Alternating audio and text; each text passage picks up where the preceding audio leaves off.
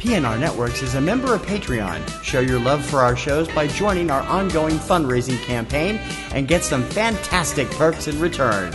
Check it out and become a Patreon sponsor. You can sign up at patreon.com, patreon.com/PNR Networks. And thanks for your support.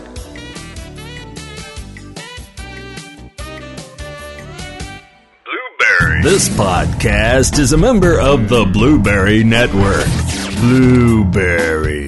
No E's. That's Blueberry, BLUBRRY.com. Blueberry.com. This podcast is a proud member of the Lamb Podcasting Network. Find the network at largeassmovieblogs.com. I guess we should probably break out the Tommy guns this week, right? What? Well, I mean, got gangsters in the front line, gangsters in freeze frame, talking about other world events, apocalyptic shoot 'em ups, and there's all kinds of guns and violence in the stuff we're doing this week. Yeah, that's true. So Tommy guns are right front up and center with the gangsters. Yeah. I'm just like, I don't know. Well, that's true. We got 4 huge reviews, plus a lot more coming up, then discussion of gangster films and how they've evolved, and more. All right here, right now, I'm T.C. Kirkham. I'm Kim Brown. Like sands through the noir. This is Subject Cinema. Stand by to receive our transmission.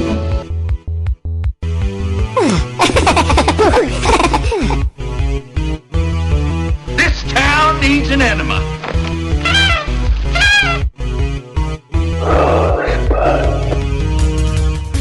Celebrating a decade of film podcasting. Blasting out of Beantown, USA. You're tuned into Subject Cinema with T.C. Kirkham and Kim Brown. Directive. Oh, behave. Yeah. I volunteer as tribute. Suppose you run your business and let me run mine. Here's looking at you, kid. Before we get started, does anyone want to get out?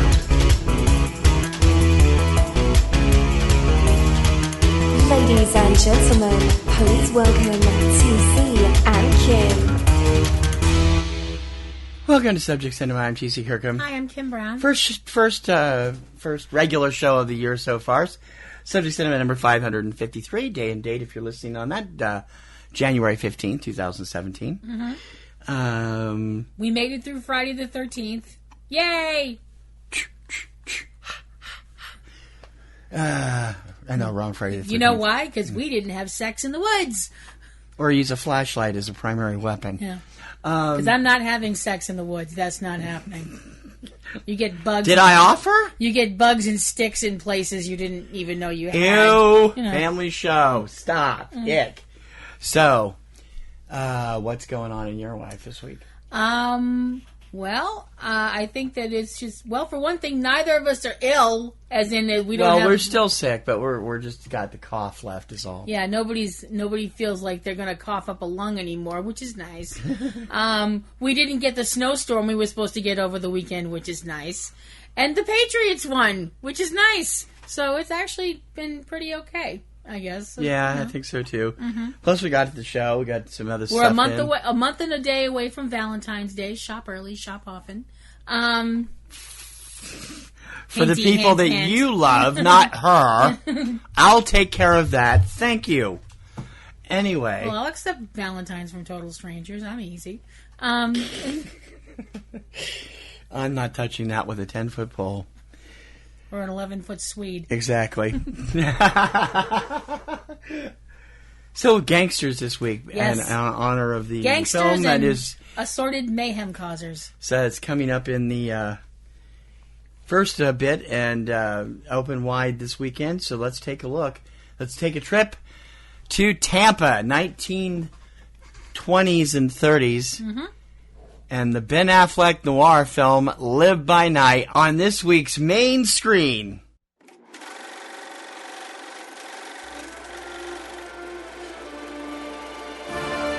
Tonight's movie contains sights and sounds so impressive, you'll wonder why we didn't charge you admission. Candy and popcorn are available from our snack bar. As a courtesy to all in attendance today, please refrain from smoking or talking during our feature presentation. Ladies and gentlemen, please take your seats. The movie is about to begin. The main screen.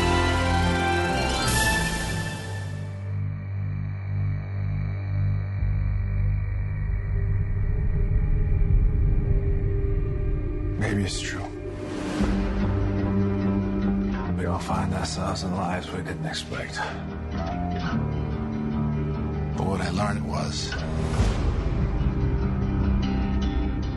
powerful men don't have to be cruel. I got one guaranteed life. I was gonna live it. I had a plan. You said you would fall apart.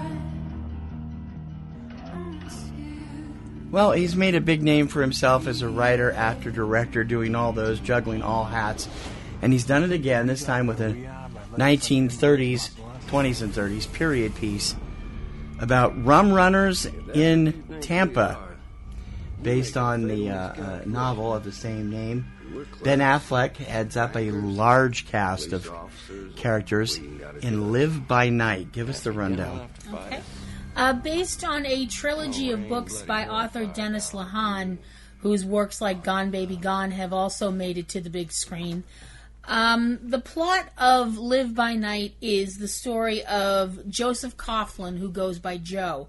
Joe is the son of a Boston police captain, and his relationship with his father is estranged, to be kind, because his father is on the Boston police force, and Joe is a bank robber. He is a World War I veteran. He is in love with a woman named Emma. The problem is that said Emma is the mistress of a gangster named Albert White, who is a fierce Irish gangster, and feuding. He is the leader of the Irish mob in Boston and is feuding with the leader of the Italian mafia in Boston, a man named Maso Pescatore. And as it happens when organized crime figures fight, unfortunately it spills out into the street and there is collateral damage where innocent people get killed. I mean, they're killing each other and they're carving up each other's associates and stuff like that, but we know that people, bombs get set off and innocent people wind up getting hurt. Collateral damage. As collateral damage. As I mentioned, Joe is involved with Emma, which turns out badly for him, because he and Emma decide they're going to run away to California after one last job. The problem is that Mr. Pescatore finds out about the fact that Emma is stepping out on Albert with Joe and tries to blackmail Joe into killing Albert White. Joe refuses to give into the blackmail to kill Albert, and he and his partner Dion commit a bank robbery in Lawrence, and it goes incredibly wrong, and 3 police officers wind up getting killed when they're pursuing them. Joe tries to flee to California with Emma as planned, and he is tricked, or trapped, I suppose would be the better way to put it, by Emma, who betrays him to Albert, and Albert has him severely beaten and almost has him taken for a ride before Joe winds up being ironically rescued by his father, rescued and then arrested, and then has the hell beat out of him by the cops because, surprise, surprise, cops don't really like cop killers. Joe's father manages to keep Joe from having to be in jail for life, and has him sent up the river for 3 years because of some back dealings we won't get into. Want you to find out what they are. Long story short, Joe winds up in jail for 3 years. When he gets out, he decides that he is going to get back at Albert White by going to work for Maso Pescatore. Maso sends him down to Florida to deal with the rum business down in Florida, because this is at the time of Prohibition. And the story goes on from there, with Joe getting involved with another woman in Florida, a beautiful lady. She's the sister of the guy that he's dealing with, a beautiful woman named Graciela. And Joe winds up finding a new life in Florida, but his old life is still catching up with him, and it leads to, guns, bootlegging, dealings with the Ku Klux Klan, and tons of iron getting flung around. With Ben Affleck as Joe, Zoe Saldana as Graciela, Elle Fanning as Loretta, Sienna Miller as Emma, Chris Sullivan as Brendan Gleeson as Dad Thomas Coughlin, Anthony Michael Hall as lawyer Gary L. Smith, Chris Messina as Joe's sidekick Dion, Max Casella as Digger Pescatore, the son of his boss, along with Chris Cooper as Chief Figs, plus appearances by Titus Wellover, Clark Gregg, Robert Glenster, and the gentleman that played Pescatore, and I've lost the name here because I switched the order of things.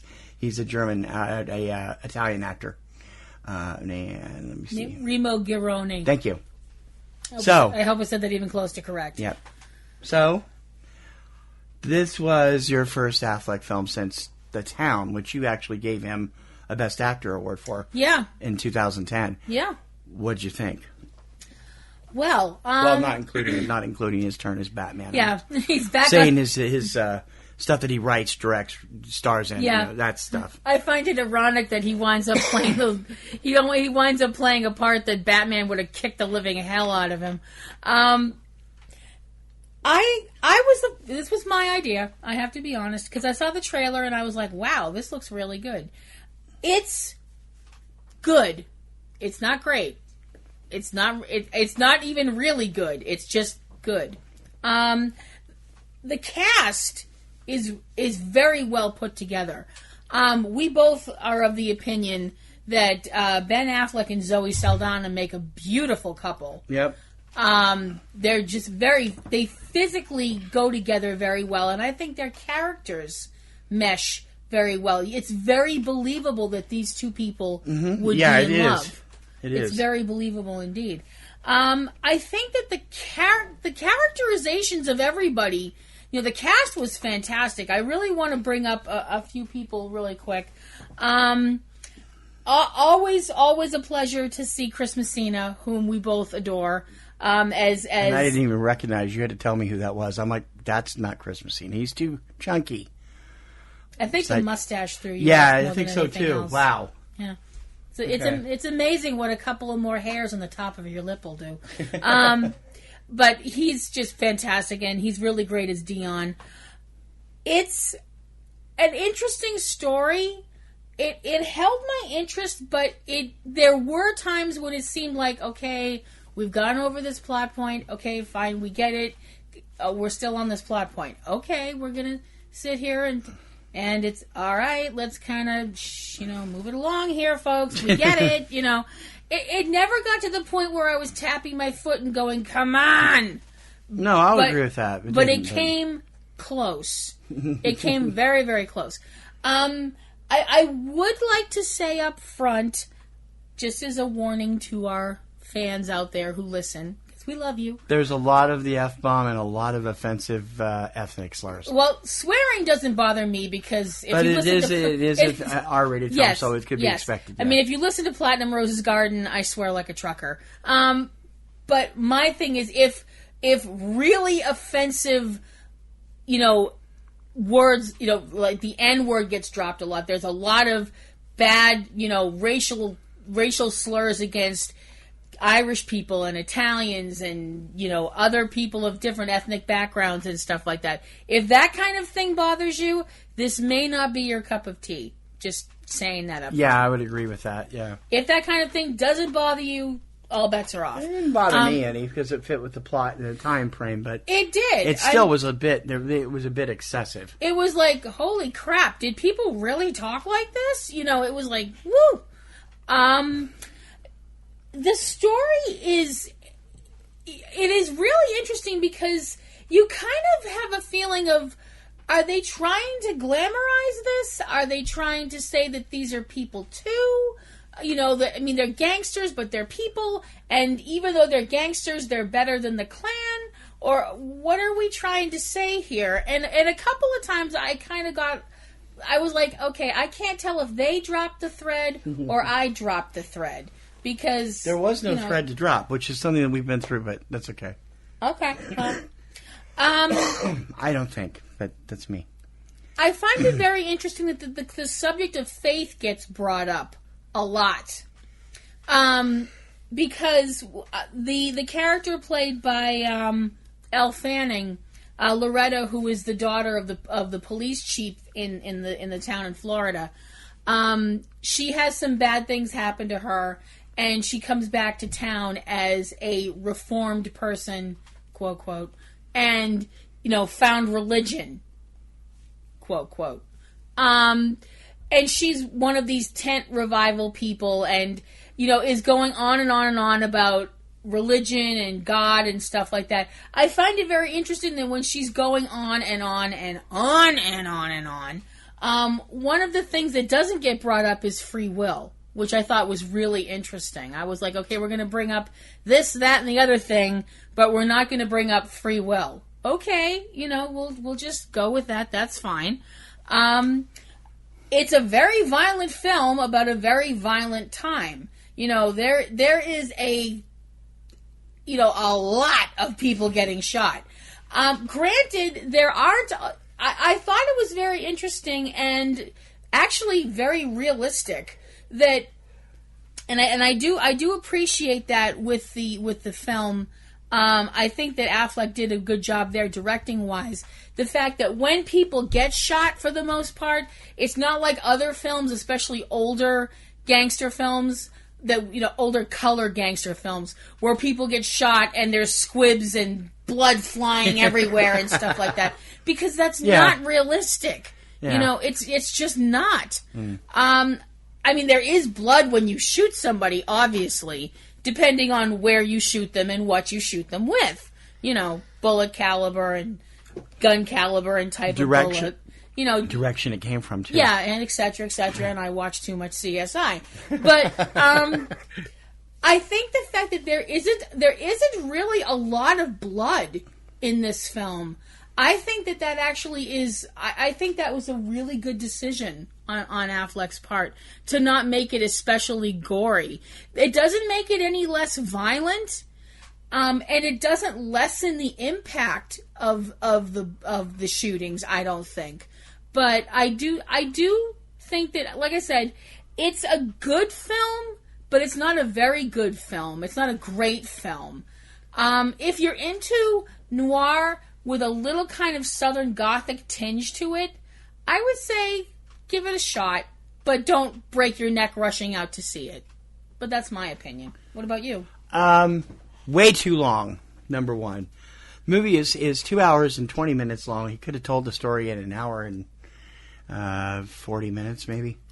I really think that, as you said, they kept going over the same plot points over and over and over again, and it wasn't necessary. If you're following the story, it really wasn't necessary. There's a lot of narration in this film too, all done by Affleck.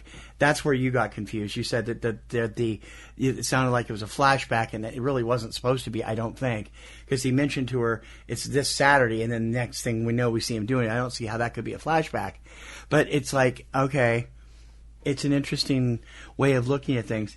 There's two or three things in this that really bother me as a filmgoer for myself. Affleck should have known, and I know you don't agree with this, the first 20 minutes are practically indecipherable when Sienna Miller and Brendan Gleeson are on camera. Their Irish brogues are so thick I couldn't even understand half of what they were saying. I'm sorry. I would have preferred... I would have been... helpful if there had been subtitles. I could have gotten the closed caption subtitles, I suppose, but that seems kind of silly. If it's going to be that thick, have some help for these people. I felt like you felt when you read Wuthering Heights. Well, and had to read it out loud because you couldn't figure it out on the printed page because of the weird spellings and stuff. Yeah. It was too much. I think that it happened again late in the film. And yet, when they spoke in another language, they did subtitle Zoe Saldana. That made no sense. One line. One line. But still, that is enough. It says that they needed it for that, but they didn't think they needed it for the Irish. And the Italian. They were speaking English. They were speaking English, but with such a thick brogue, if you're not an Irish person, you're not going to understand it. I don't think. I think it was like listening to Tyso on the Tomorrow People. Practically indecipherable. Well, it wasn't as bad as Brad Pitt in Snatch. I haven't seen Snatch. The other thing was the fact that they had all these little appearances by people that were so under makeup that you really... I'm sorry, I did not recognize Chris Messina. He's got a pretty big part. Did not recognize Anthony Michael Hall, who looks like a fat suit on. I didn't recognize... I did recognize Clark Gregg because of the voice. I love Clark Gregg. He's one of my favorite people, and I just like... Well, he's another one that had a mustache and glasses. Yeah, but it was a little tiny mustache. When there's little pencil-thin things, not one of these big ones. No, but he also had glasses on. Yeah, he did. I was disappointed. I couldn't find Derek Mears. Derek Mears is... Derek Mears is the gentleman that played Jason in the reboot of Friday the 13th. Yeah, I think he was another one at the beginning in the poker game. I don't know. I'm not sure, but I couldn't find him, and I was annoyed. I really... I also think that they... I wasn't satisfied with the ending either, which you're not supposed to be, but it's still like it's a noir film, not going to have a happy ending. There's other things going on that I would have preferred to see. Well, did you feel the ending? Did you feel the ending was too which part of the ending? The actual ending? No. What happened to the catalyst for the very tail end? Right. That really pissed me off. Invested all this time, and then that happens? Really? Okay. But, it's the time and what's going on. Right. Visually, it's beautiful. You look at the filming on this film, the cinematography, and it really is a sumptuous film to look at. There's so many great long shots of... taken from what looks like helicopters or drones of the above areas over waterways and over the Tampa waterways and some over Boston when it was shot, the stuff that was shot up in this area. And the pictures are fantastic. I mean, they bring you into the story. The set design was great too. They had this way of recreating that 30s feel, but still making it dazzle in the current effects.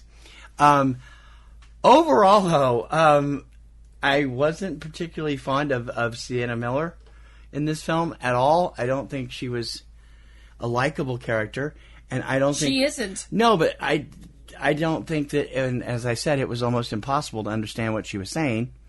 Caught the word Dorchester, caught a couple other words. That was about it. At least Brendan Gleeson I can try to decipher. It's a little bit less than hers was.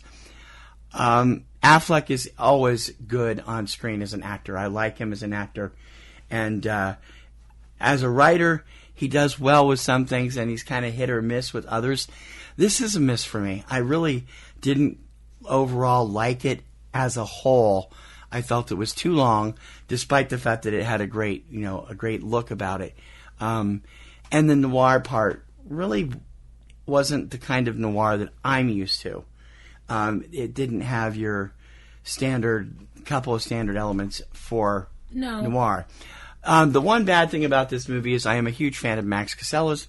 Max has been a top character actor for 20 years now, and I grew to know him as Vinny on Doogie Howser back in the 80s. And we both loved him in Passione. Yeah, and he was great in Passione. He's unrecognizable here. He looks like Joe Pesci, and he doesn't look that bad normally. I don't know whether they bulked him up with makeup or a fat suit again or what, but he acts like Joe Pesci in Goodfellas. I'm like, we really needed that? And I love Max and everything else he does, but I didn't like the look they gave him here. It made him look too old. Okay. Overall, I really can't recommend it. It has some good elements, some good bits. There's some 2 or 3 really good scenes, but it's a kind of movie that if you really like Ben Affleck, you'd probably best wait until it gets to premium TV, because it's free then. When you get with your subscription, you don't have to pay the extra money. What's your score? I gave it a B-. I gave it a B- as well. I'm really disappointed with it, and I actually was going to go lower, but the visual look of the film helped raise it up, and the score from Harry Gregson Williams is fantastic. So keep looking for it. Live by Night, Ben Affleck, not the perfect film, could have been better. If you really like him, if you really, really, really, really, really love Ben Affleck, fine. But if you're just a fan, wait for cable. No film is too good or too bad for us. This is Subject Cinema. In a world where podcasts already seem to address every imaginable subject, one man broke new ground with a seemingly random obsession about exploding helicopters in movies. He was a podcaster on the edge, a maverick broadcaster who played by his own rules. Now, he has a last chance to talk about the strange way helicopters explode in film. Exploding Helicopter, available on iTunes and Podomatic now. Think you know about chopper fireballs? Think again. All movies, all the time. Subject Cinema.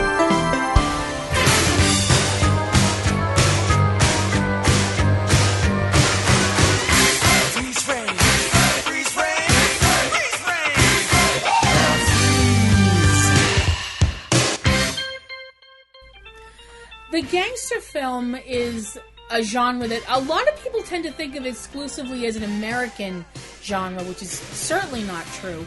But it is the genre we're going to look at today in our freeze frame section. Every country has their own gangsters. Obviously, they have lawbreakers and people like that, and definitely in other countries they have people that are identified as gangsters, and so they deal with them in their own country, and they make movies about them. You have the mafia. I'll do that slightly different to mean in Italy as opposed to the mafia that's in America, the old America. Well, Yakuza in the Japanese. Yeah, and there's probably all over the place, and you have urban style gangsters as well. Yeah. So there's all different types. I mean, from Britain, you have they've made movies about the legendary Cray brothers, and all these other things. It's interesting that the gangster films, which we're going to talk about the early days in a minute, the last 20 or so years, with the possible exception of Black Mass, which just barely made its money back, there haven't been any big hit gangster films. There have been some critically acclaimed ones, but they haven't really taken off with the public for some reason. And the public was buying them all the way up through the Untouchables and in the 80s and Bugsy and all the Scarface, and then suddenly it just and suddenly it just disappeared. Yeah, the market disappeared, and this isn't going to help it any. Well, by night, it's not going to help it any. I think that it's it's just the ebb and flow of things. I mean, yeah. For a while, one genre's riding high, and then another genre rides high for a little while, and it's just the way that it goes. Yeah. It's everything comes back and forth, and the pendulum goes one way or the other, and it's just the way that it is. The genre itself really had a point in time before the production code and the Hays Code and all that other crap started, where they started, really kind of putting the squeeze on what people could write about, and they censorship is an outrage. Censorship is an ugly thing in this country. There are two specific years that we should look at when it comes to that kind of this kind of film, as 2 years that produced 3 really important films to the genre, and that would be the years 1931 and 1932, because of 3 films that came out during that time that define the pre-code gangster film. The uber violent was, in other words, They were violent. They were some of them were, it wasn't just violence against men. There was also violence against women, which... Grapefruit in the face. Yeah. Which, for a lot of people, that was... The ironic thing is a lot of people found that even worse. You can shoot a man, that's fine. But assault a woman with a piece of fruit and everybody loses their minds. The only reason why they got away with it is because it was James Cagney that was doing it. The films I'm talking about are Little Caesar from Warner Brothers, which starred Edward G. Robinson in a role that would be parodied by Warner Brothers endlessly in the Bugs Bunny cartoons. Yeah. Yes. Also, James Cagney's The Public Enemy, which is the film where he takes the grapefruit and shoves it in his co-star's face. And also, Howard Hawks directed Scarface, which starred Paul Muni as... he was supposed to be a clone of Al Capone at the time, and... he's kind of inspired by what was going on in 1920s Chicago. Yeah, it was very loose. It was that kind of a loosely based on... See, people think that whole... Inspired by actual events. Yeah. Although they don't do that. They weren't doing that back then. That's not a new thing, folks. Nothing is new, no matter what There anybody is tells. no more misleading phrase on a movie trailer than inspired by actual events. Yeah. Because inspired by actual events does not mean actual events. Yeah. The second you see inspired by actual events based on a true story. Well, based on a true story is a little bit different because that's kind of Sully is based on a true story. That's kind of you can pretty much find. But based on true events, then you got a free hand to do whatever you want and pick and choose what facts you want to use. The second you get inspired, you should be, like, oh boy, here we go. It's strap yourself in, you're in for a ride. The thing about these films and the fact that people flocked to them so much and made them so popular, besides the fact that you had amazing actors in them, like Edward G. Robinson, like James Cagney. Paul Muni, too. Paul Muni as well. I'm sorry, I had And Cagney made a living out of it after doing Public Enemy. I mean, he did White Heat. He did a whole bunch of other gangster stuff. Right. And stuck with that until he played George Cohen. George M. Cohen. Yeah. In Yankee Doodle Dandy. Yeah, that and everybody changed his went, career. what the... Wow. What? Yeah. People were like, wait, you can sing, you can dance? What the hell? But... Cagney was an all-around dude. I think at the time, you have to look at the time when these films came out and what was going on in the world when these films came out. And obviously, the big thing that was going on in the 20s and 30s was the fact that you had the Great Depression happening. Yeah. You had people that the 20s weren't so much the Great Depression as it was a kind of time of prosperity and stuff. Well, you had the Roaring 20s. Right. And then the Great Depression didn't happen until 1927, and that's when, 20s and 30s is when the bank robbers, like the Dillingers, came out of the woodwork and, that kind of stuff, Bonnie and Clyde, and became part of the American pop culture, for lack of a better term, the American nightmare machine. Right. I think that, the fact that you had, the late 20s and then into the 30s, you had the bottom dropping out of America financially. You had so many people that suddenly lost everything. Yeah.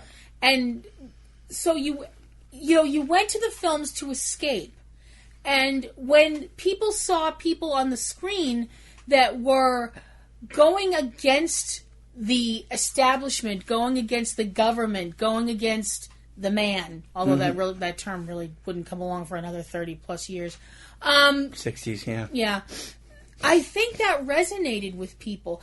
People have always been attracted, a certain type of person. No, I shouldn't say it like that. I think that people have always been fascinated, whether they want to admit it or not. People have always been fascinated by the shady side of humanity. Not the flat-out dark side. We won't go that far. There are people who are fascinated with the really deep, dark, depraved side of humanity. People who research serial killers because they think it's fun. Hi, Stacy. And stuff like that. And if that's your hobby, it's a little weird, but go for it. Go for it, yeah. But people have always been attracted to the outlaw. Yeah. People have always found something appealing about the guy that goes out there and says, F you, society, I'm going to do things my way. From everybody from Robin Hood to Jesse James, that whole, and but with those kind of characters, you have that whole, especially somebody like Robin Hood, you had the whole rob to the rich, give to the poor thing. And a lot of people viewed somebody like Jesse James in that same aspect. And later, when it came to the gangsters and the real life people that gangsters were based on, a lot of the people that were in their immediate area, who lived in their neighborhoods and stuff like that, they viewed these people in a very beneficial light because they gave money to their communities. Right. They opened soup kitchens for people. Some of them literally kept people in their neighborhoods alive. Yeah.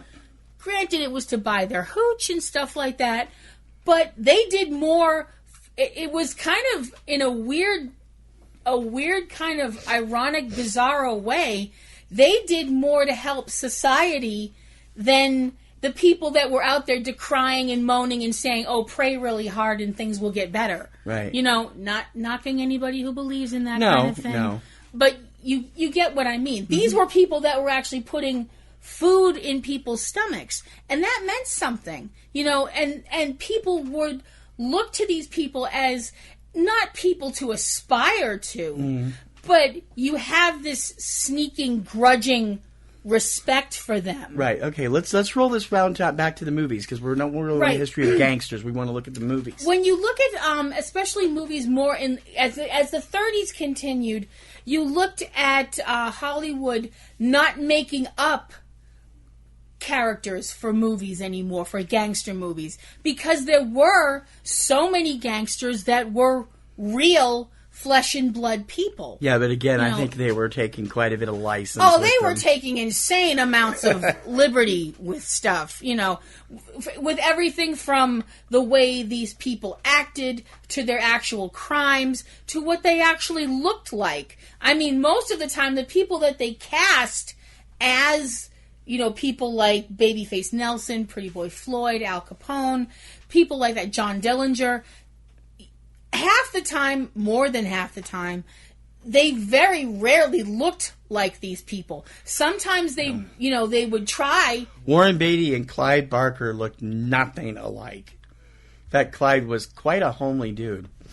And then he's cast with this, and he was older too. And here you got young, virile Warren Beatty. No, sorry. That's a little later on too. It is, yeah. The really interesting thing is if you look at the motivations for lots of criminals and gangsters and that type in the 30s. Now, especially like more toward the mid and late 30s, a lot of times a lot of these films would not. Sometimes they would come out flat out and say it. Sometimes it was more hinted at. But that these films were saying that these people were not bad people. They didn't become criminals because they were born bad. They were criminals because they had to survive. They were in a society, they were brought up in a society where they had no way to make it any other way but then to pick up a gun and go be a bank robber or go rob a stagecoach or go rob a train or whatever. Not a stagecoach, that's obviously going back too far. But I think that those films actually have a deeper meaning than the films that would... It's ironic because I think they have a deeper meaning than some of the films that would come along later on where it was just, I'm a criminal and I'm a criminal because I'm a bad person. That happens. That was Hays Code. Yes. Definitely. That happens. Of course that happens. But these earlier films in the gangster genre, these are people... It's kind of... I know that some people might think this is an odd comparison, but if you look at a character like Jean Valjean in Victor Hugo's Les Miserables, who becomes a criminal because he stole a loaf of bread. He was starving, and he did something that was wrong. Yes, stealing is bad, fine. It's not But it's not the be-all, end-all crime of the century to steal a loaf of bread because you're hungry. And this guy went to jail and was persecuted for years by this one inspector. You know, and it's the whole idea that this person... It is fictional, you know. I know. Okay. But my point being... Yeah, but so are a lot of these movies, not, you know... Right, I know. But my point being that he didn't steal because he was a bad person. He stole because he was a person in need and desperate and had no other alternative.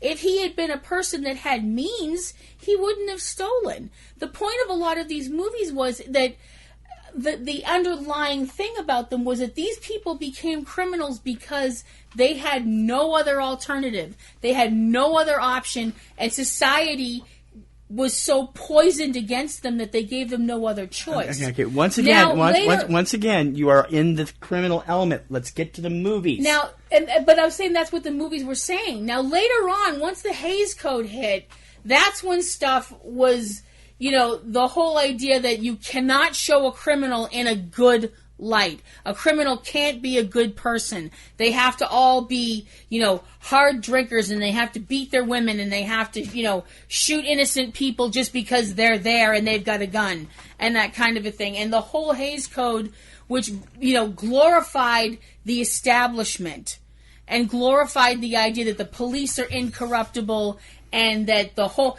that was kind of crazy. The whole thing that the establishment was always good and the criminals were always bad because the criminals were always bad people, and the people who were the establishment were good people trying to keep law and order, and that you know, and the whole idea of the G-man as a character is what really came out of the Hays Code and became this enormous figure in the American film genre of the gangster films. The idea that it went beyond being a police officer. Being a police officer was one thing, but being a G-man was almost like one step below being Superman, almost. And that was basically because J. Edgar Hoover, you know, wanted it that way. Yeah. Pretty much. His whole thing was that he, you know, was kind of pushing the film industry to promote the idea that the FBI was this wonderful, completely incorruptible organization, you know, keeping society safe from these evil scumbags. Compare that to now. Yeah. I wonder what Hoover would say about what's going on now in the FBI. Well, considering. Yeah. Well, you know, time being what it is, and history being what it is, there's a lot of things that get covered up in the you know, in the mists of history, but stuff comes out. Bodies don't stay buried forever. So let's take a look at today's gangster films. Why is it so much so that the genre is kind of dying out? I mean, why did people lose that interest? Well, I think it's because in the 70s and 80s, well, the 70s obviously brought The Godfather Part 2, and that made the mob life, it made it at least more glamorous, I think, because by then, obviously, the Hays Code stuff had fallen way by the wayside. You know, the 60s brought a distrust of the government, distrust of the police, and when the 70s came along with The Godfather, I think that people, you know, obviously by the 70s, society had changed a lot, and the whole idea of what you see as depicted as the mafia lifestyle in films like The Godfather and The Godfather Part 2 and things like that, a lot of people argued that this glamorized the life of a mobster. I don't tend to agree with that. I don't either. No. I really don't. I don't think it makes anybody want to be one. Well, not really, unless you're completely psycho.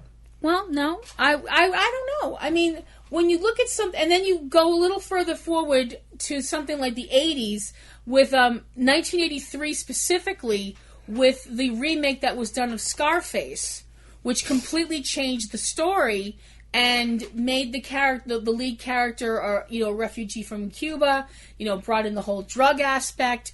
Now that actually made the life of a gangster look glamorous because he's got the money, he's got the power, he's got the women.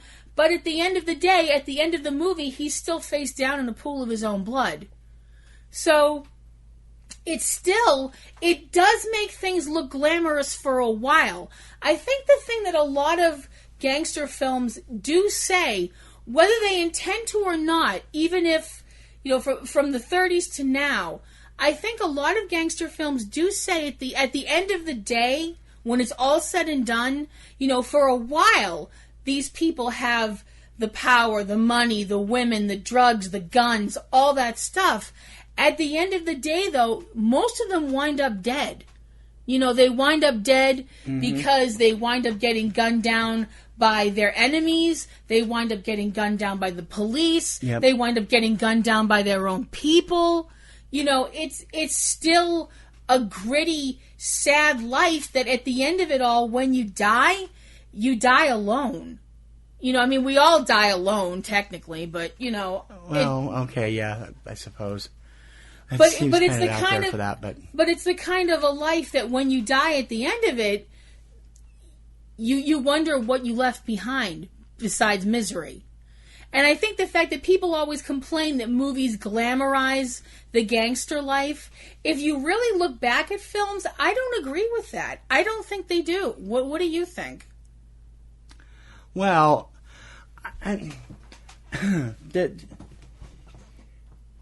oh boy, there's so much open there. It's like glorification of anything like that. Any kind of crazy, stuff is all in the eye of the beholder anyway. If you're looking at somebody who's going to shoot somebody down like the crazy stuff that we got before the haze and now after the haze, and like what we saw this weekend, you're going to be, can you see, or even Scarface, where you see all this violence, is it going to attract some people? Yes. Is it going to affect people? Probably. There's a way of looking at things of how it's portrayed on screen, and how it's turned and perceived, and I think it's filtered through each individual as to whether or not they like that. I'm not a big gangster film fan. You and I know this. I like watching some of them, but I don't go out of my way to see them. You, on the other hand, enjoy them when you see them, the old time ones. You enjoy watching those. I do. And get it. It's all part of that perception. Is it something that's going to be, I don't even know if it permeates anything in the everyday society, the way things work, but the way that going back to Scarface, the violence there, and also some of the violence that was done in Gangster Squad, which they got completely ripped to shreds about. They tried to stylize it. They tried to make it look cool. Everybody knows, say hello to my little friend, and then that gigantic, what is that, a grenade launcher? Through the window, through the door? Through the door, yeah. I'm like, that's overdoing it. Yeah, but that's the 80s. It was. It was the 80s, and it was, there's a reason they call it the decade of excess. Yeah. But I do think that people who are like, the whole pearl clutching brigade that are all think of the children when it comes to, these kind of movies. And this kind of stuff, this is the kind of reason why something like the Hays Code happened. Yeah, it is. In so people many ways, but it still shouldn't have. We didn't need the Hays Code. No. I understand how these Puritan thinkers were thinking back in the 1930s who, oh my goodness, will corrupt all of our youth and they'll all go off, off in the desert smoking reefer and shooting guns. This is what they did. No. And something, the intelligence of the American, or the intelligence of the film goer, period, you don't have to be American, can discern between real and fake. But they don't know that even now because they continue to make all these censorship rules that affect every part of our lives, and we're going to see a lot more of it in the next 100 days or so, I think. Anyway. People have always found something else.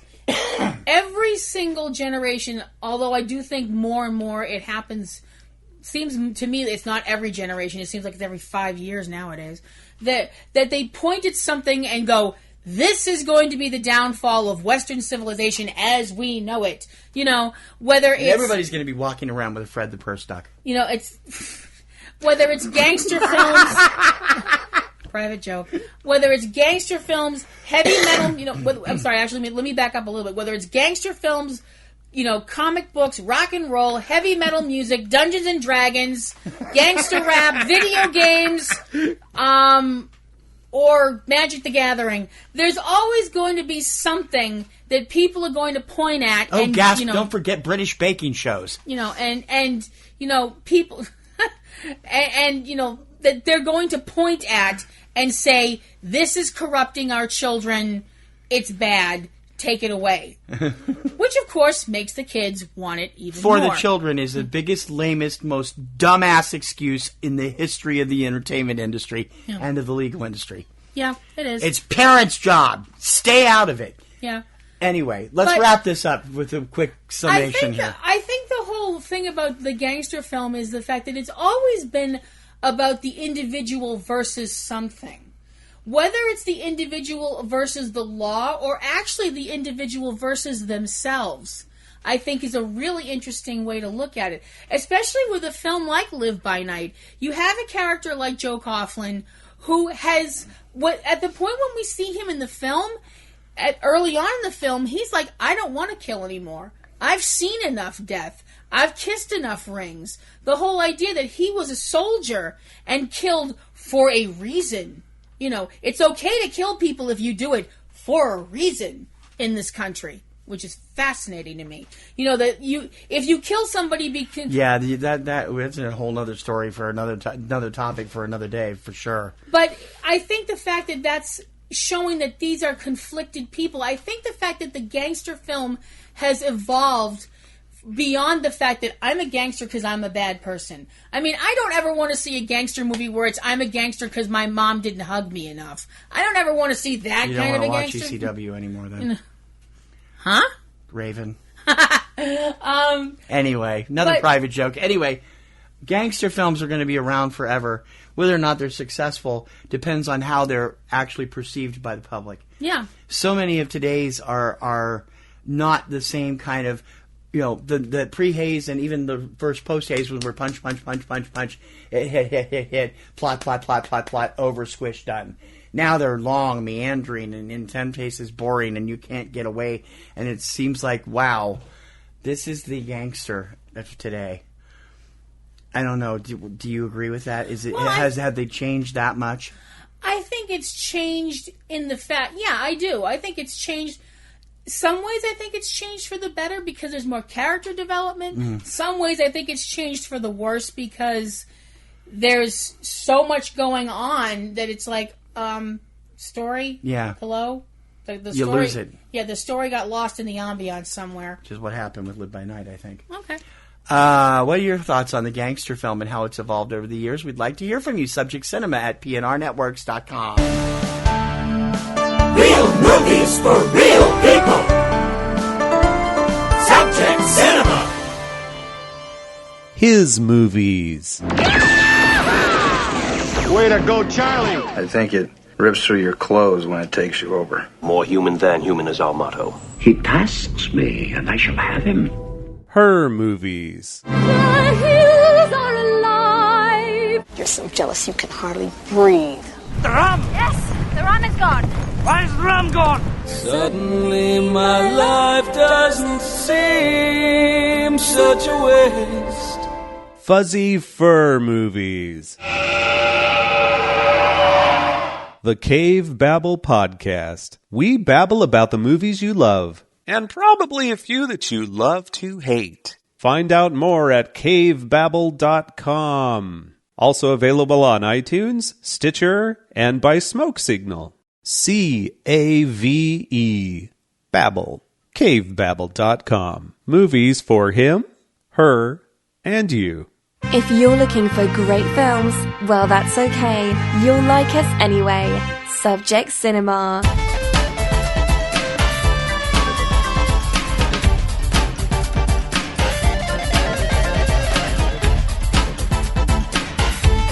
The Silver Stream.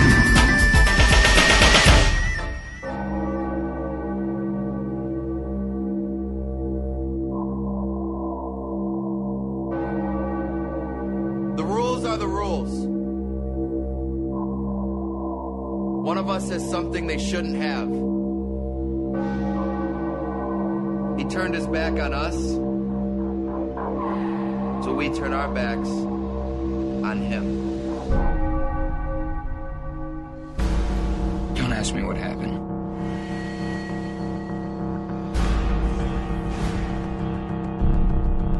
I don't have all the answers.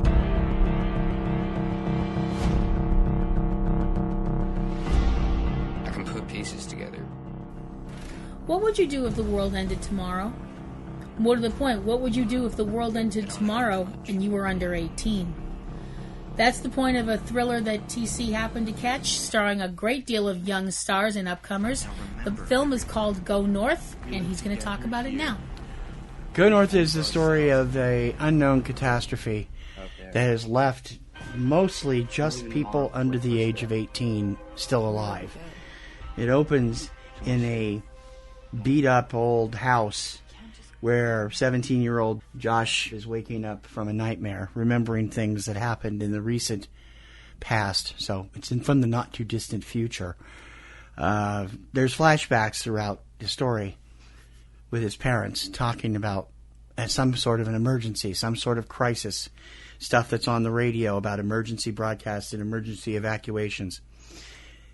His reality is completely changed in just a few months. He and the other school kids are now commandeering an old school building where the rules are the rules, trying to keep some sort of semblance of order. Similar, in some ways, like Lord of the Flies type situation. Mm-hmm. When you break any of the rules, you get in trouble. And when you break those rules and get in trouble, usually means you're made to do something called walk the line. And this is what happens to one of his friends, a 12 or 13-year-old kid, when he's found with a copy of the Bible. God abandoned us. We don't pay attention to him anymore. That's the rule.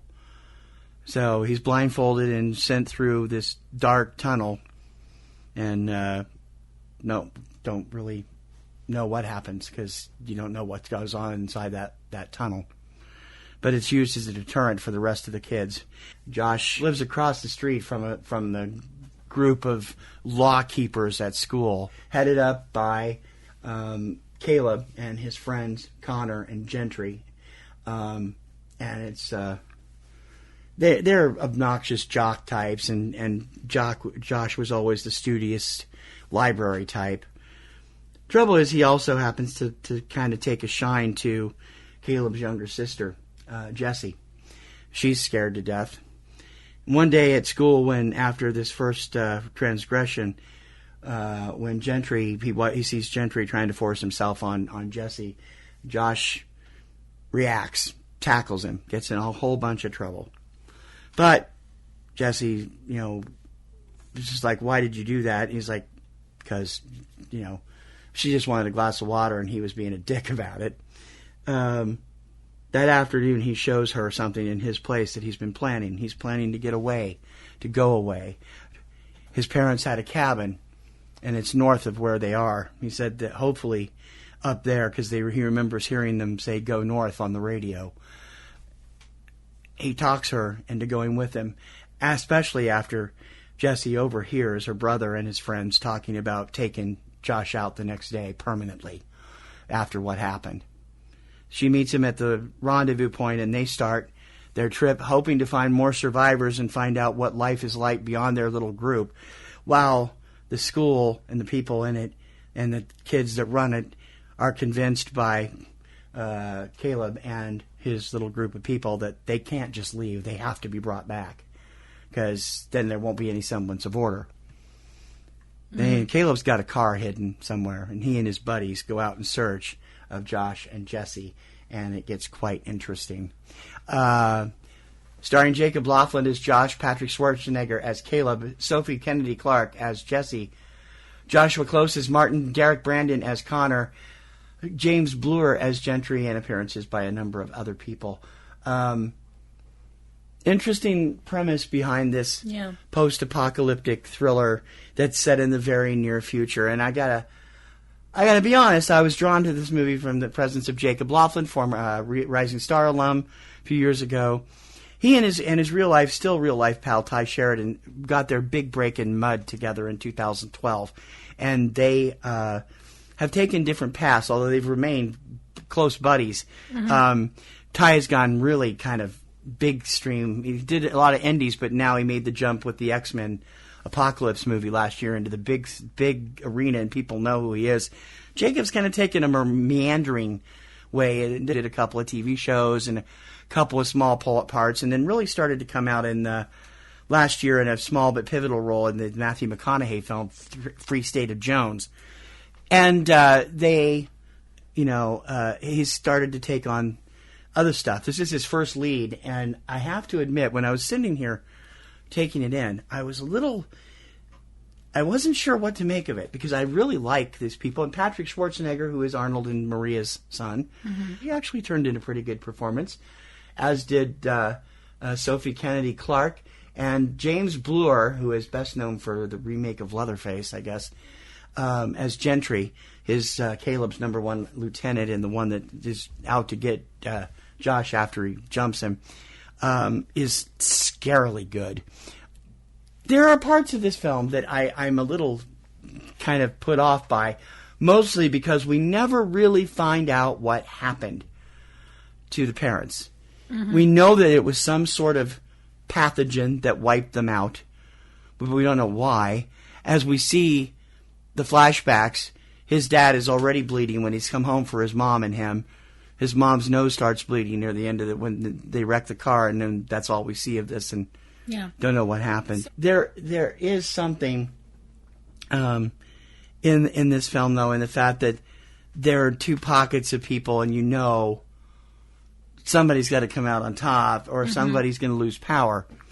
Well, it isn't that cut and dried, and it's kind of interesting that we don't really find out what happened to the adults other than seeing a body here or whatever, and something obviously with some kind of disease. There's one character in the film we see for only one scene, and he's played by an actor, I believe the name was Michael Love. He's not listed on the IMDb credits. I had to look at the end of the film. It's a pivotal part. I don't want to give it away, but it's one scene, and it's a really interesting scene and makes me think I'd like to see more of this young actor too. I'm always drawn to Jacob, and here he is known for playing soft-spoken, kind of laid-back Southern characters. This is I got the impression this is supposed to be set somewhere in the Mid-South, maybe Oklahoma, Kansas, Nebraska, or further over the other way. Not because they keep saying do not travel south. Mm-hmm. So obviously it's not Texas or one of the southern states. Right. And you get the feeling of urgency, not just for his escape, but once he leaves the map behind and the other guys are on to where they're going, it can get pretty dangerous for both of them if they get discovered. Thankfully, another discovery is made by one of the bad guys about what's really been happening to the kids walking the line, and it gets into a really interesting situation. Call out a few things here. Jacob Laughlin's always good, and I really enjoy him, but I really enjoyed the performance of Sophie Kennedy-Clark as Jessie. Not familiar with her. I know her name. I know she's been on a couple other things before, but most notably Philomena, I guess, was what she's best known for. Really interesting because of the way she relates to. She still has happy memories of her parents while her brother doesn't even remember them or doesn't even care to remember them. Mm-hmm. It's like, they're dead. What do we care? And that's kind of what brings her to say, I'm going to go out with him. The score from this film, and let me go back to the other page.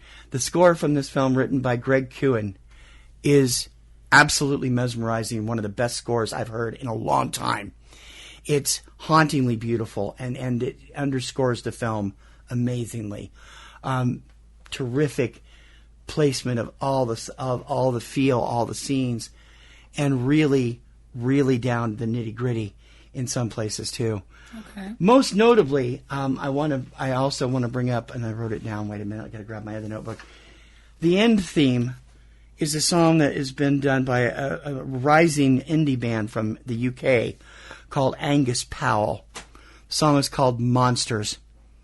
Had this song been written for this film, it would have been a shoo-in for an Oscar nomination. It is chilling and beautiful at the same time and fits what happened in the film to a T. Okay.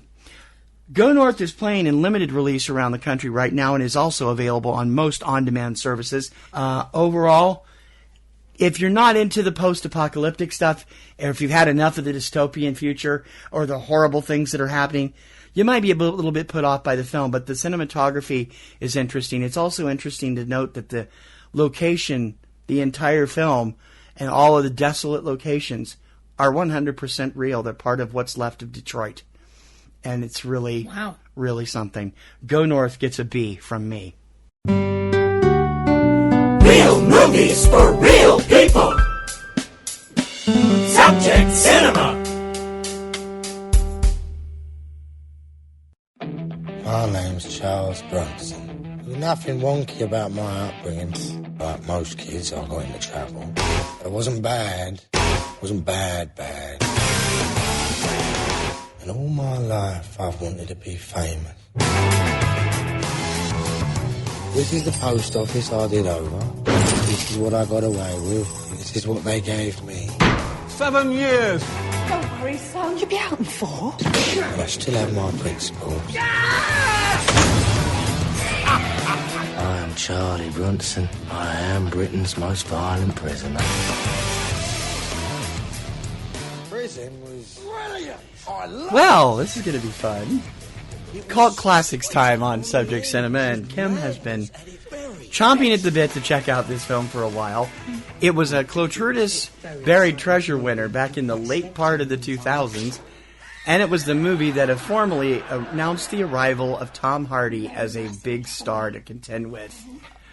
From 2009, Kim would like to talk to you about the ongoing antics of a man called Bronson. Take it away, honey. Okay.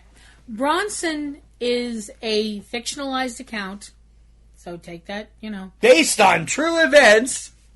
Run with it from there. Of a man named Michael Gordon Peterson. Now, I realize to a lot of people in America, the name Michael Gordon Peterson probably means absolutely nothing. Diddly squat.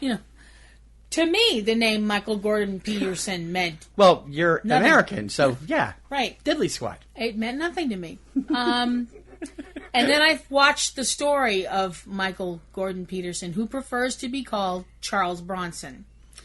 And to be perfectly honest with you, if he wants to be called Charles Bronson, I'd do it.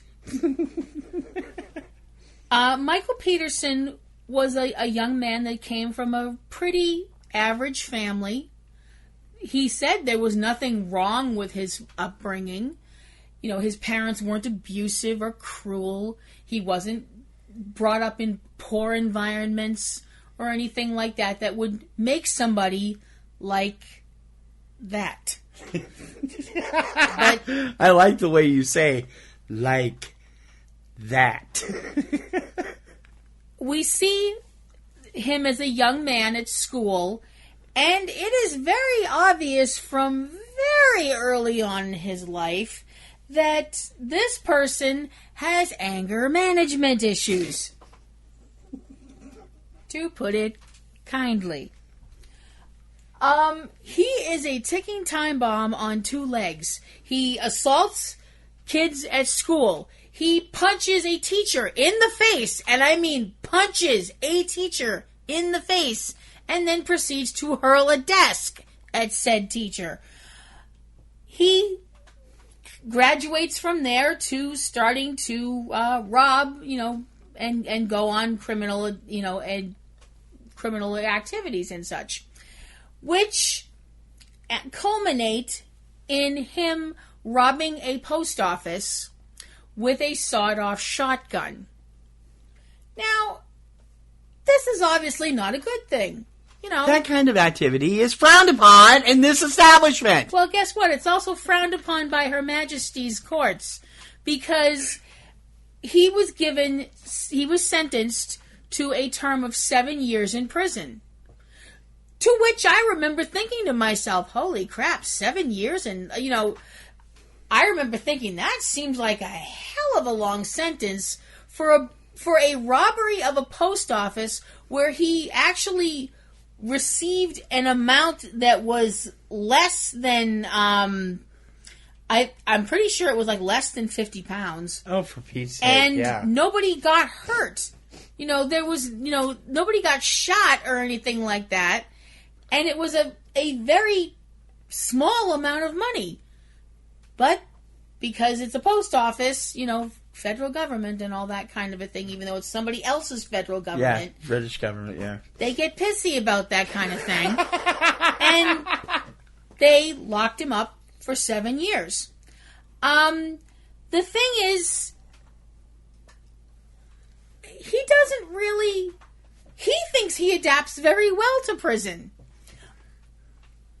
I'm sure the people he was actually in prison with would disagree with that. Especially the people he was beating the holy living frog snot out of. And he keeps getting into trouble in prison.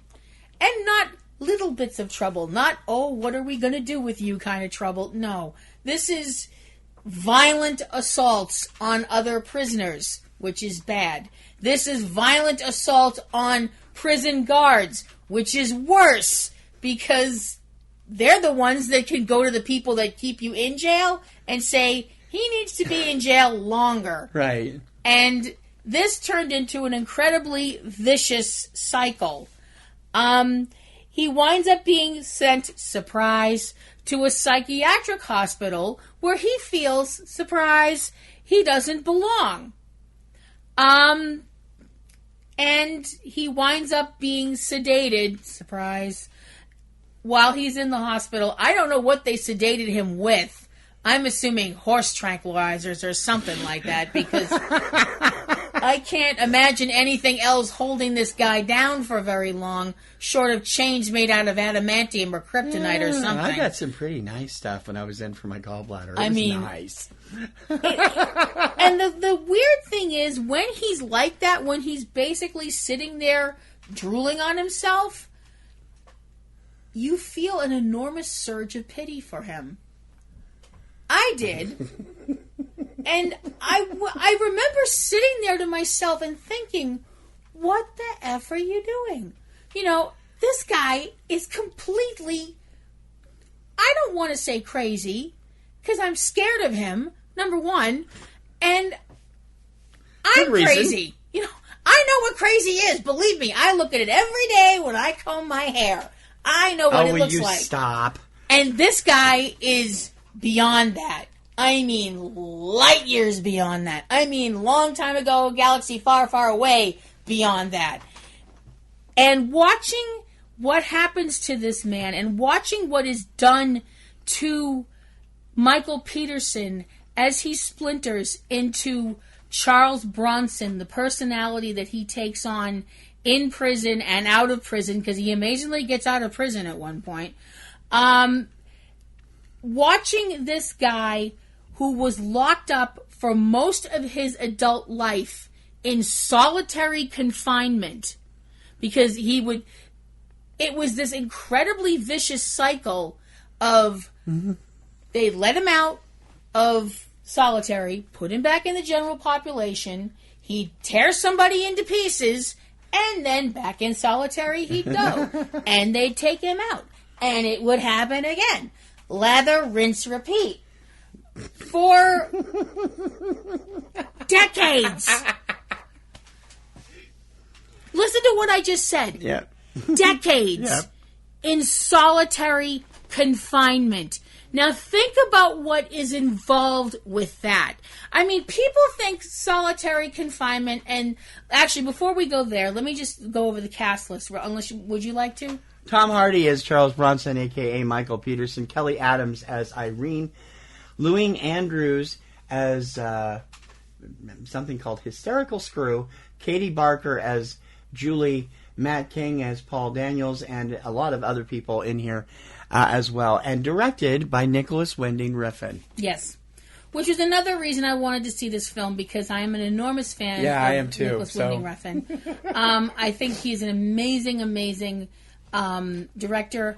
I think Tom Hardy is an amazing actor. This film is a complete tour de force for Tom Hardy. I want to ask you a question. Yeah. This film came out and went in theaters here in America in a very short period of time because people were unaware of it.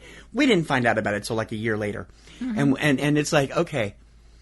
Now you look at it, and us being huge Riffin fans from Drive and a couple of his other projects, and now, of course, this has become a true cult hit of the last 5 or 6 years. It has cult audiences that watch it over and over and over again, and many of them are insistent that it is considered a comedy. What do you think about that? I agree completely. I completely agree. Because there are parts of this film where Tom Hardy is hilarious. There are parts where he's completely hysterically funny. And then something happens and you go, holy beep! And you're ashamed at yourself for laughing. And then 5 seconds later, you're doing it again. I have to say, for one thing, Tom Hardy's body in this film, good God almighty. A great googly moogly moment, huh? He has a great body, and I wouldn't be offended if he held it against me. I would, but you would. Well, fine. You hold it against you doing his impersonation of Christopher Plummer that he does with every single role he does. He doesn't do that. He doesn't do that in this for sure. But good God Almighty, he has a great body. But I have to be honest and say, I'm like, okay, naked Tom Hardy. I should really be enjoying this, but man, I'm not. You know, because it's so dark and so like the situations are so dark and violent. Is this funny?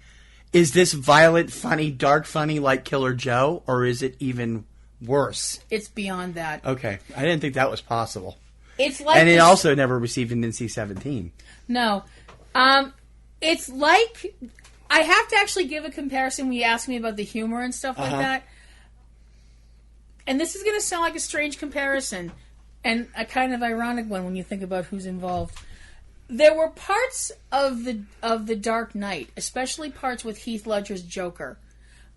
Specifically the scene where he blows up the hospital and he's in the nurse's outfit and he's trying to blow up the hospital. The scene that was completely ad-libbed because the thing didn't go off? Yeah. Okay. And he's smacking the detonator trying to get it to work and he's just like, well, what are you going to do? Kaboom! And everybody laughs.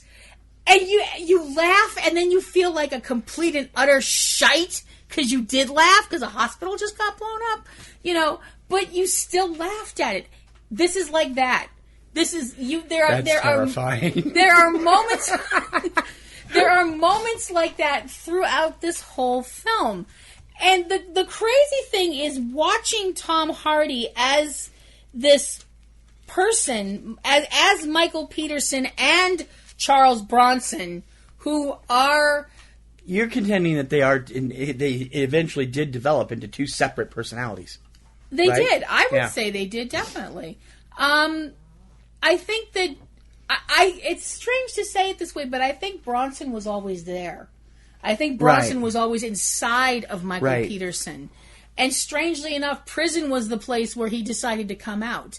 And actually, I think everybody should thank the Lord Jesus Christ that it was in prison that Bronson decided to come out. And I mean that. People should get on their knees and thank Christ that it was in prison where there was a minimum amount of damage. I'm sure the prisoners and the guards that he beat up wouldn't take that point of view. No. But if this guy got uncorked in public, in a crowded store, or something like that, the amount of... I don't even want to think about what would have happened. I mean, that is horrifying on scales that Stephen King couldn't come up with. The thing about this film, to me, I mean, obviously, if you are of a sensitive nature...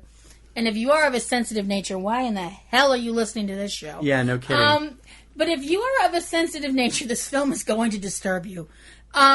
Because it is very violent. It is very bloody. You are watching people get in violent altercations with clubs, with fists, with teeth, with anything that's not nailed down.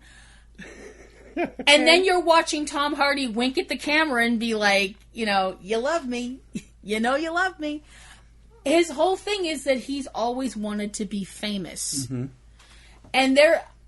And he achieved it. I mean, this is one of the most...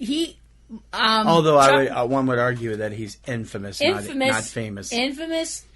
It's a form of famous, but it's not the same thing. No. Semantics. Tell that to John Wilkes Booth. Right. Okay.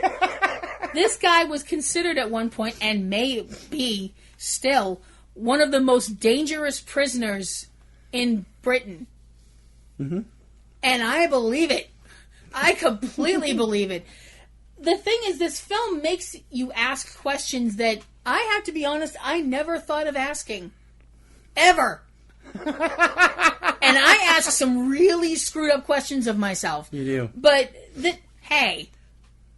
But, like, the biggest question for me was, what do you do with someone that the system cannot handle? I mean, they have tried everything with this dude. They like I said, they put him in a mental hospital, they drugged him up, they had him, at one point, he was, actually, the crazy thing is, at one point, he was expressing himself through his art. And some people would be like, bullshit, that stuff is, complete hooey. It worked. He was actually... Yeah, if you're getting an audience, I suppose it is. He was actually... I don't want to say calm, because I'm not that optimistic. But he was actually... It wasn't like he was painting happy little trees like Bob Ross. No, his paintings, his drawings and stuff were really deep and really, Right. Mm-hmm. On a real abstract kind of level. But the thing is, you could tell he wasn't doing it as a way of, look how model prisoner I'm being. He was doing it because he wanted to, and because it made him happy. It brought him pleasure that didn't involve cracking somebody else's skull. To which I say, good on you. And then, because he is who he is, it all got flushed down the toilet in a scene right toward the end of the film. Okay. Where I'm sitting there and I'm going, why did you do that? And I felt bad. I was like, you were actually on the way to something good. And why did you do that, Because dude? he can't help himself? Yes. I was like, dude, why? There's a song by Lit called My Own Worst Enemy that could have been written for this guy. Hey, kids, it's 20 years old now. That hurt. I know. That was hurtful. I know. That's a completely different song. This different film, person. It will stick with you. It will stick for you hours after you see it. It will stick with you days after you see it. And it will make you really think about the fact that, we're all different and we're all special in our own way. And the fact that some people's special and some people's different is incredibly detrimental to everybody else on the planet. And you still don't want to see this guy suffer. At the end of the film, there's a scene that just broke my heart. Really broke my heart for this human being. And Tom Hardy's performance made that for me. I give Bronson an A. It is really a film you need to see. Bronson's available practically everywhere on streaming, and you can also rent the DVD at most places. Real movies for real people. Subject Cinema. Check out the Blueprint Review podcast at blueprintreview.co.uk. This could be interesting because I know we've got some very diverse... I'm going to be arguing with Darren a lot. I think it's going to be me v you lot with Amy Law sat in the middle. To be honest, I think it's about expectation. Yeah. I think... Yeah, I expected it to be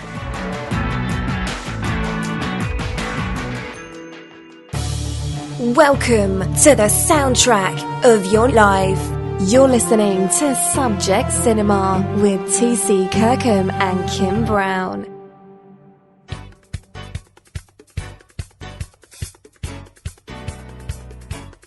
Plug Central.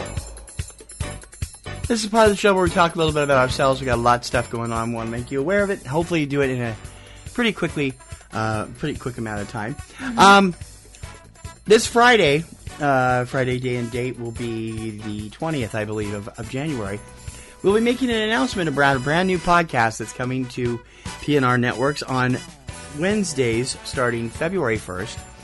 That announcement will come around 11 a.m. and will be made exclusively for Patreon supporters only for the first 2 days, for the first 2 or 3 days, because we want to make sure that you come over and take that time to donate to our Patreon campaign. $2 a month is all we're asking at the starting level. You can go higher if you like. We really could use the money right now because we had to invest in a new laptop this past weekend. As I told you the last couple of weeks, it fried our old one, our good one fried on us. We had to get a new one because we couldn't operate without it. We still need a new mixing board. We still have a lot of film festivals we want to cover. We want to upgrade the sites and bring you more and more coverage. And we're hoping that as a listener and a fan, that you'll take the time and be willing to put a couple bucks of your money where your mouth is and where your ears are on your headphones listening to us every week. So please come over to patreon.com/PNRNetworks and make that commitment to us because, we're making our commitments to you with all the best we can bring you, and we hope that you'll bring that to us. And this new show is going to be a lot of fun. It's going to be me. This is my show. Kim has her show, Platinum Rose's Garden. Mm-hmm. She knows all about supernatural. Well, there's this particular type of thing that I know all about, too, and I can't wait for this new show to premiere, and I hope you'll have a lot of fun listening to it. I think it's going to be a lot of fun, and I hope that people come and listen to it because you are very knowledgeable on this topic. I know, so hopefully it'll be fun, and I do want to try and make it funny and irreverent as well as informative, and I hope that you'll come listen to it when it does premiere. It will be available to everybody once it premieres, but I just want to maybe come over and check out the announcement. Front Row 5 and 10, as a result, has moved to Thursdays as of this past week, and we will have a schedule up of all of our shows every day where you can catch them. We have shows almost every day of the week, and so the schedule will be posted on eCinemaOne, where you can check the calendar, each week's calendar, and know what day is going to have what show. Subject Cinema Classics, which was supposed to premiere this week, will premiere this coming week, with the Rick Seaback show. I didn't have time to put it up. I got really sick in the middle of the week, and I was not able to get it going. It will not be available on our feed. It is available on SoundCloud and through SoundCloud on eCinemaOne. So if you want to go listen to it, you got to go to SoundCloud and listen to it, or you got to go to or subscribe to it through SoundCloud, or and that subscribes to all the shows too, or to eCinemaOne and download it and listen there. But it's a great show we did with filmmaker Rick Seaback from about 8 years ago, and we had so much fun talking to him, and I hope that you'll enjoy listening to that.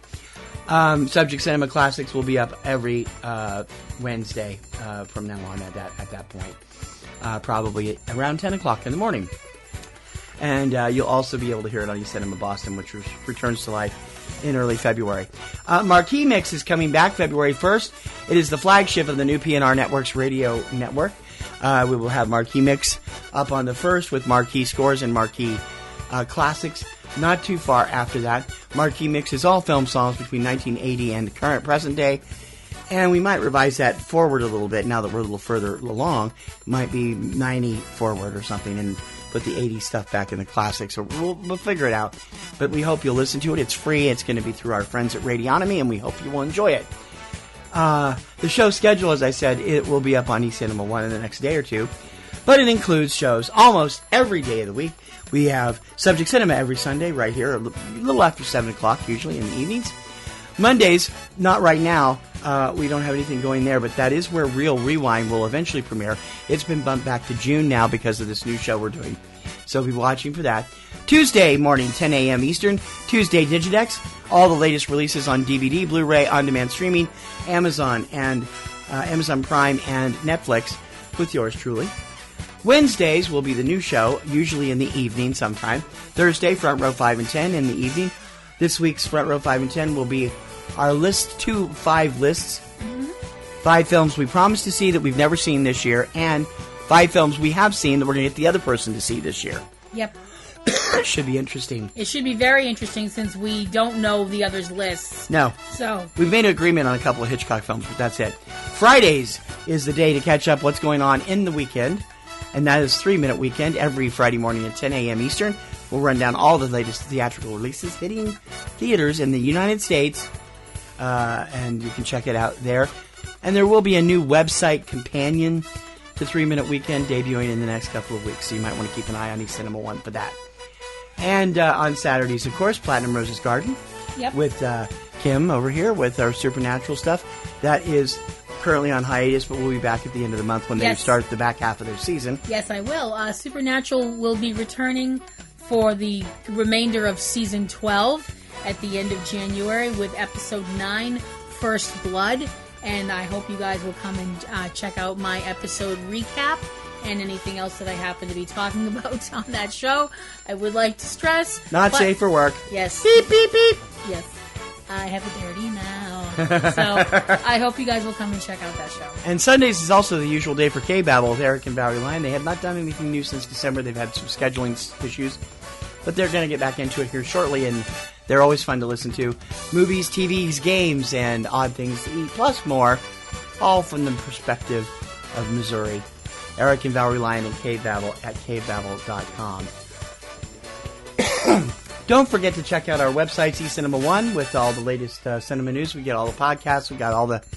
Try to get all the award stuff up. I was slow because I didn't have a laptop, and still working on getting it all up, and a whole bunch of other stuff going on every day of the week over at eCinemaOne. eCinemaBoston returns in early February with a Boston slant on all the film stuff. Plus, we got a bunch of other sites out there. You can check them out by clicking in the show notes on all of them. There's some good stuff. I got to catch up some stuff. I got a ton of stuff to write for Planet BiblioMusica. We did over our vacation. I still haven't added the pictures. I haven't added the commentary. And I got to do that. I'm going to do it this week. Please don't forget to email us with your ideas for Subject Cinema, your comments, questions, or whatever. SubjectCinema at PNRNetworks.com. Or you can leave us a voicemail on our SpeakPipe. The link is on our website. You can go over there, click, and leave up to a 5-minute message. If you leave us a message, we'll use it on the air probably. So keep it clean and let us know what you're doing, and we'll be happy to talk to you or answer you that way. We're both on Twitter. I'm PNR. I am on Twitter under eCinemaOne and eCinemaBoston. Kim under Platinum Roselle. Yep. And we hope you'll hook up with us over there. And on Facebook at Popcorn and Roses. Letterboxd. What's your name on Letterboxd? Platinum Roselle. Okay, and it's TC over. I think it's just TC. Kirkham over on Letterboxd for me. Don't forget to subscribe to all the shows and the sites so you're up to date on all the latest news. When they happen, you'll get an email that kicks up knowledge of your of the new shows being loaded, of the new articles being loaded, of everything else. And you can do that on any of the websites. Just click on that website subscribe button and you'll get everything from each site. In the meantime, we got a brand new newsletter starting in February, and we'll have the sign-up sheet starting this week. It'll pop up when you come over to the site. Just type in your email and you're in. It's going to be some weekly commentary and stuff, and just kind of me meandering about the film industry. And we hope that you'll take a listen to it. And until then, check out our Paper LI newsletter. It's called the PNR Weekly Blast. Brings you everything on the websites, and you can get that delivered to your inbox every Monday afternoon. It's going to be a lot of fun. And don't forget to check out each week's show notes for Subject Cinema.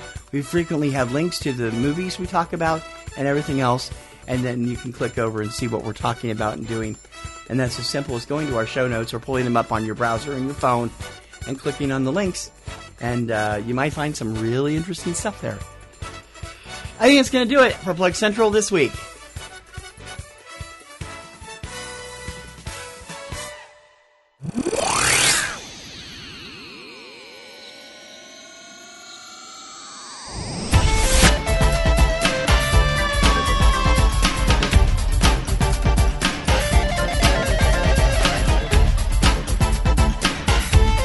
The Silver Stream. Betty, great to see you. Can you believe it? The Stackhouse is entertained. So this is the good life. Yeah. Here I was thinking you were just a straight-up architect. Oh, no. Nothing straight up about me. What's the girl Martha brought? Oh, I don't know. I don't care. Hi there. Remember me? Sure. Of course. Hi. So what brings you up here? Oh, you know, I like to get out of the city on the weekend. So your wife is at work?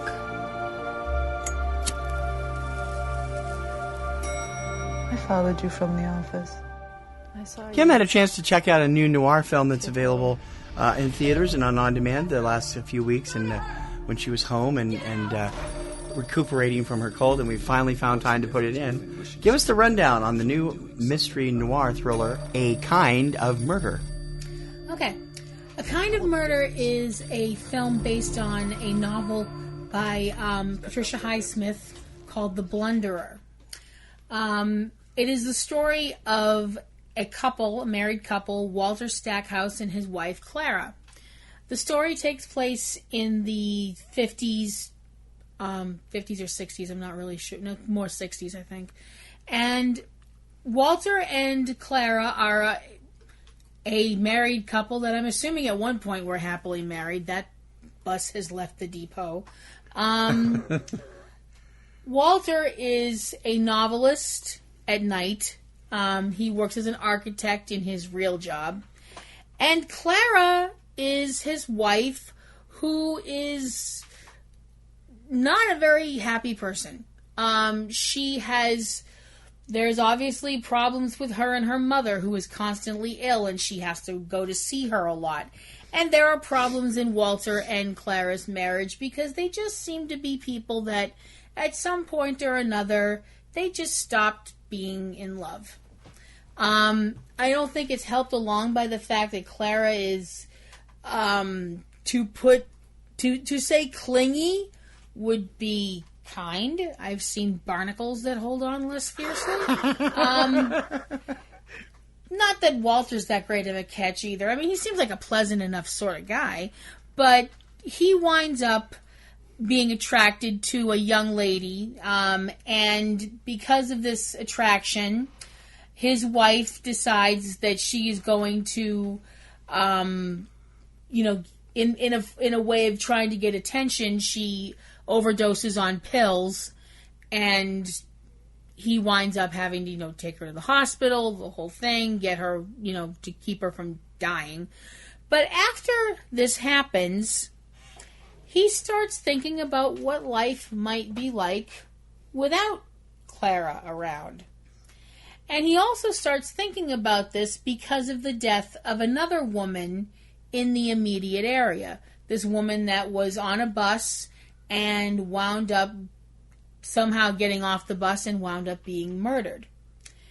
And when his wife has to go out of town again to visit her sick mother, and she winds up disappearing off of the bus, a very determined police detective who is looking at the first missing woman, and specifically looking at the first missing woman's husband, also starts looking at Walter and is coming to the conclusion that maybe somebody decided to copy somebody else's crime, and he's determined to bring both people to justice. But was a crime committed in either case? That's the point of A Kind of Murder. With with Haley Bennett as Ellie, Jessica Biel as Claire, Patrick Wilson as Walter, Vincent Kartheiser as Detective Corby, Eddie Marsden as Kimmel, Corey Danieli as Betty, Jennifer Inscat as Mrs. Philippot, plus quite a few other people. What'd you think? Well, it's a very stylish movie. I mean, it's very beautifully shot, and a lot of attention to detail of the time. The clothes, the cars, the architecture, the whole thing. It's very stylish. And as a murder mystery, it's very stylish. Oh, boy. What was wrong with it? Well, the style, the fact that you have a very stylish film. You can have a lovely box of chocolates, and it has a beautiful ribbon on top, and it's made of satin, and everything's great like that. If you have cheap dime store plunk in there, it's still going to... Or it's all coconut. Yeah, or it's all coconut. I like it, but she doesn't. This film is... it is an unpleasant film about unpleasant people doing unpleasant things. I had absolutely no sympathy for anybody. I was kind of like, when it came to Walter and Clara's relationship, I was kind of like, I'm surprised he didn't kill her a while ago, and why'd you save her in the first damn place? Should have just let the bitch OD and just be done with it. Oh my gosh, You know, wow. She's... You must really have not liked the character. I did not like the character at all. I mean, she's one of these clingy, hysterical females, and you can tell from her attitude and the way everything was set up. And there's no other way to put it. And believe me, I know there are people out there who have, problems, and they're, and they feel like that's the only way out, and that's a terrible thing. But there are also people who do it because they're trying to get attention. And the way this woman went about trying to, it wasn't trying to kill herself. It was, look at me, I'm needy, and you did this to me. It was more a case of she was trying to get back at her husband than I'm in pain. That's the way it came across to me. Okay. So no offense to anybody. But the film is very dark. And I don't mean dark as in dark subject matter, but it is. I mean, it is dark subject matter. Murder is always dark subject matter. But the end of this film, I'm going, what the hell is going on? I can't see anything. It's like somebody turn on an effing light. So it's like Memoria in that case, where some of the most pivotal scenes were just complete darkness. I mean, they set the end of the film in like almost this underground cavern kind of, under buildings kind of situation. I'm like, and none of you idiots thought to bring a frickin' flashlight? You're the police, for crying out loud. None of you has a flashlight? It is incredibly confusing.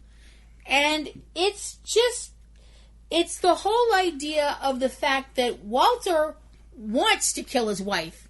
I mean, for a couple of different reasons he wants to kill his wife.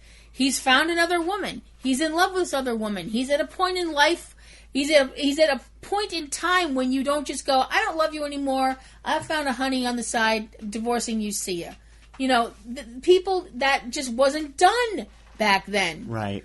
Somehow it was easier to murder your wife than divorce her. Go figure that out. But anyway, his whole thing is he really wants to murder his wife. But he doesn't have the courage in his own mind. I don't know if courage is the right word. He doesn't have the stomach to do it.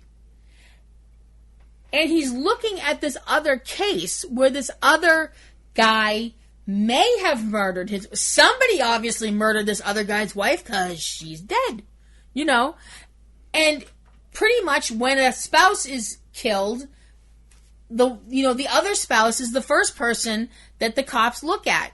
That's been true time immemorial. And I know I watch too much Law and Order, but it is true.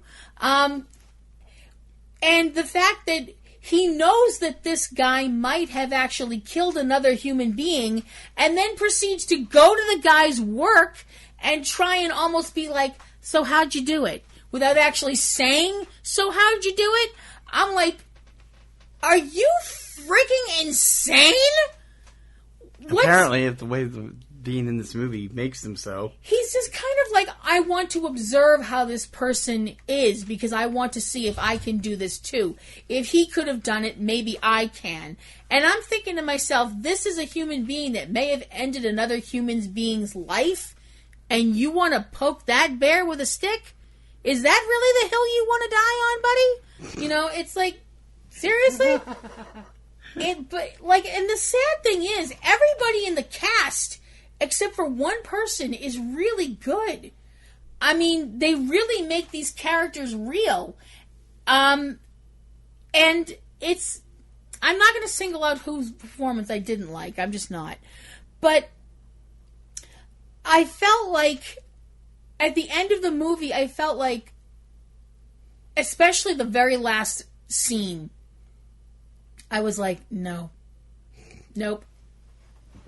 You took an hour plus to my time movie and I want it back. I felt profoundly ripped off.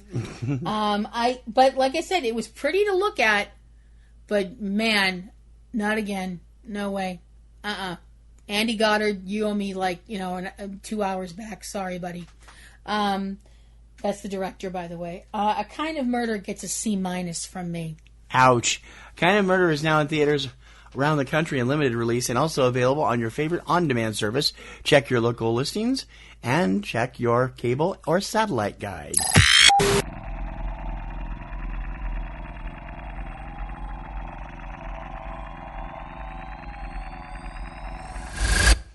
Well, I think it's going to do it for this week's Subject Cinema. So, of all the films we reviewed this week, I guess Go North gets my best review with a B.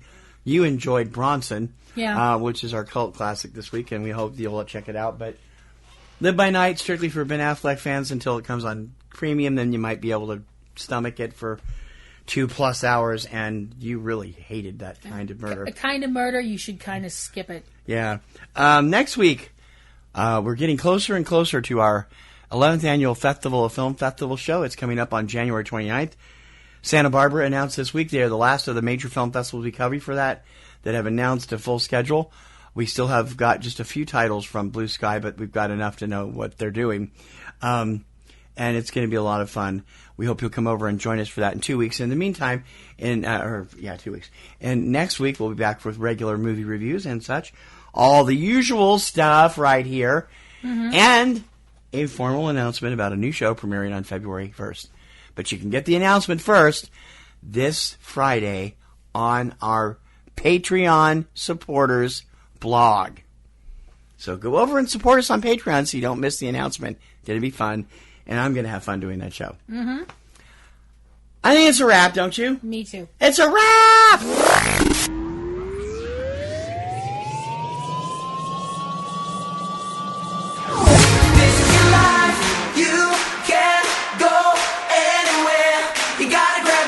And own it, drive it like you stole it, roll it, this is your life, you can be anything, you gotta learn to rock and roll it, you gotta put the pedal down, and drive it like you stole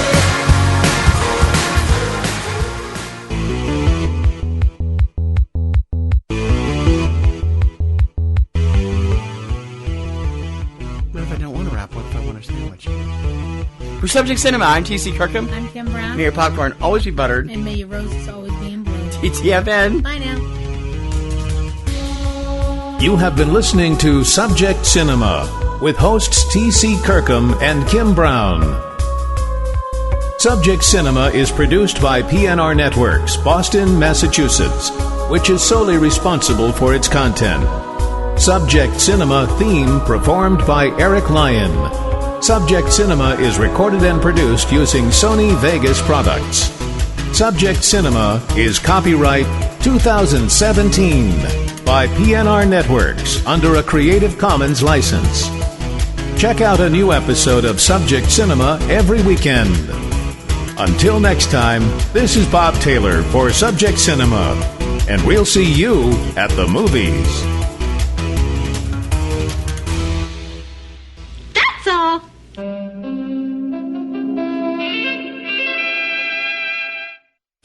Podcasting's choice. From coast to coast, continent to continent, right here 24/7.